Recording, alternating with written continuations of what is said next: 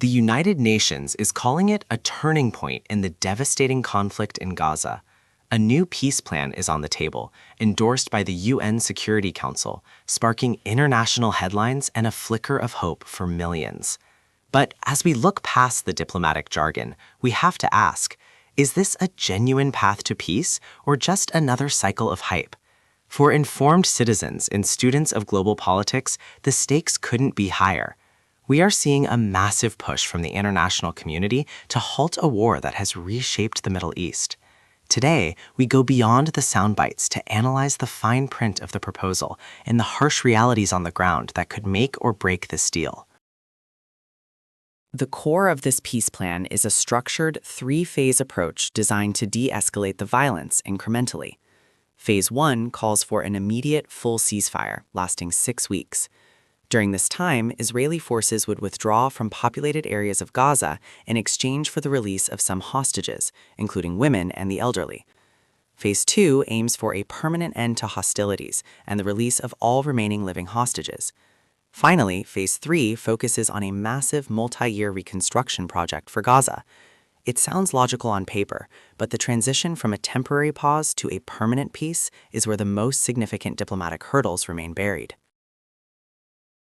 The legitimacy of this plan received a massive boost when the UN Security Council voted overwhelmingly in its favor. With 14 votes for and only Russia abstaining, the international community sent a clear message. The status quo is no longer tolerable. This resolution doesn't just suggest a ceasefire.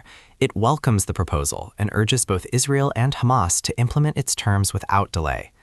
This level of consensus is rare in the polarized halls of the UN. However, the UN's power is largely symbolic without the active cooperation of the combatants themselves. While the diplomatic world celebrates a 14-0 victory, the soldiers and civilians on the ground are waiting for action. For the Israeli government, the peace plan is a political minefield. Prime Minister Netanyahu faces intense pressure from two opposing sides. On one hand, families of hostages and massive street protests in Tel Aviv demand a deal at any cost to bring their loved ones home. On the other hand, far-right members of the governing coalition have threatened to collapse the government if the war ends before Hamas is completely destroyed.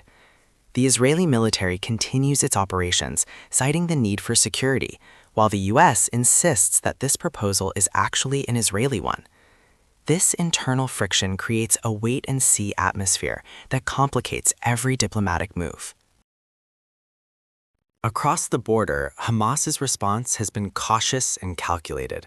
Their primary concern is ensuring that any ceasefire isn't just a temporary break for Israel to regroup before resuming the offensive.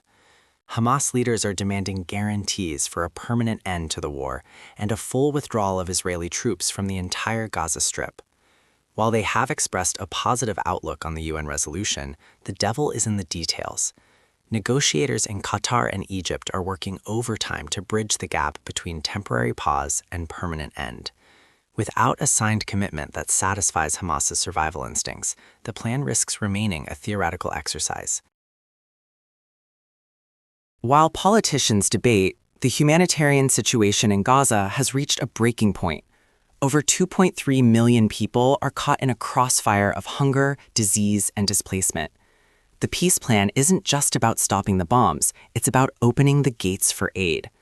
Currently, the flow of food, medicine, and fuel is a fraction of what is needed to sustain the population. The UN reports that without an immediate cessation of hostilities, the risk of famine is imminent. Phase 3 of the plan, the reconstruction, estimates that it will take decades and billions of dollars to rebuild what has been lost. For the people of Gaza, this plan is less about politics and more about survival. The conflict in Gaza isn't happening in a vacuum. It has massive implications for regional stability and global oil markets. The US is pushing hard for this plan, partly to prevent a wider regional war involving Hezbollah in Lebanon or Iran. The Biden administration has staked significant diplomatic capital on this three-phase proposal, viewing it as the only viable exit strategy. Meanwhile, regional powers like Egypt and Jordan are managing the fallout of displaced populations and domestic unrest. The success of this peace plan could pave the way for a historic normalization deal between Israel and Saudi Arabia, but its failure could trigger a wider conflict that the world is not prepared for. So, is the UN's turning point a reality or just more hype? The truth lies somewhere in the middle. We have an internationally backed framework, a rare moment of UN consensus, and an exhausted population desperate for peace. However, the lack of trust between the primary combatants remains the single largest obstacle. As informed citizens, it is crucial to watch whether the 6-week pause of Phase 1 can actually begin. If the guns go silent and the hostages start returning, the hope will be real. If not, we may be looking at a prolonged conflict with no clear end in sight. Stay informed, stay critical, and keep watching this space for updates.